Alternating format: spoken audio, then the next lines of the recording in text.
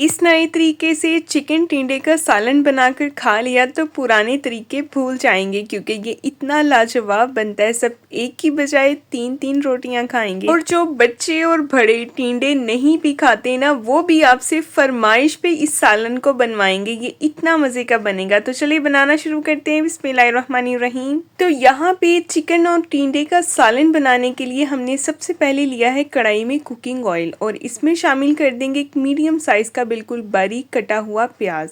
प्याज को हमने हल्का गोल्डन कलर आने तक फ्राई करना है। और जब प्याज का कलर हल्का गोल्डन हो जाएगा तो इसमें शामिल कर देंगे चिकन।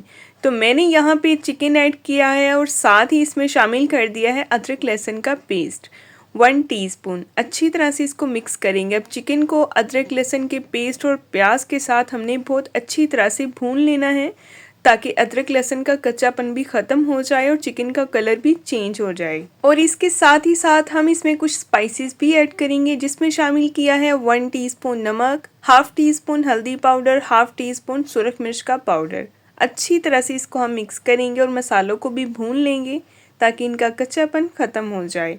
और इसमें शामिल कर देंगे टमाटर।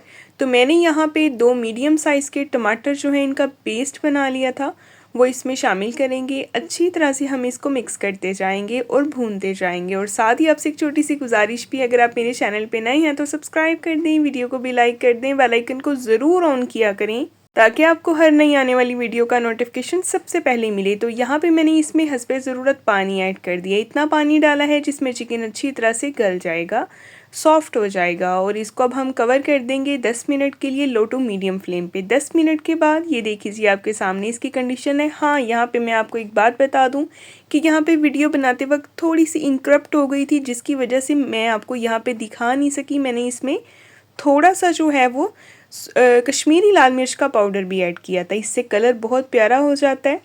तो यहाँ पे मैंने इसमें शामिल कर दिए हैं जी टिंडे। टिंडे जो हैं इनकी हमने कटिंग थोड़ी सी बड़ी रखनी है, ठीक है। टिंडे थोड़े मोटे काटने हैं, तभी ये मज़े के लगेंगे। और टिंडों को अच्छी तरह से भून लेना है। और साथ इसमें शामिल कर देंगे हरी मिर्चें। हरी मिर्चें जो है कट लगाए बगैर ही मैंने इसमें ऐड की हैं, ताकि इनका प्यारा सा फ्लेवर और खुशबू भी आ सके।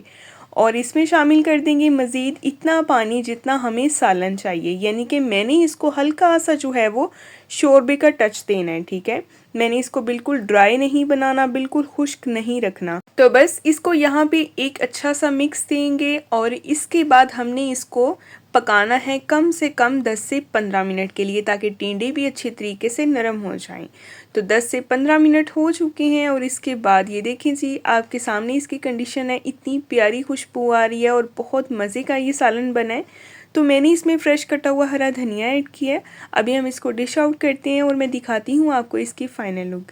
तो यहाँ पे देखिए आपको रेसिपी कैसी लग रही है, मुझे फीडबैक में ज़रूर बताइएगा। आप इसको सर्व कर सकते हैं घर की सादी रोटी के साथ, खमीरी रोटी के साथ, नान के साथ। ये बहुत मज़े का लगता है खाने में। तो नेक्स्ट मिलेंगे कल एक नई वीडियो के साथ। तब तक के लिए जी अल्लाह हाफिज़।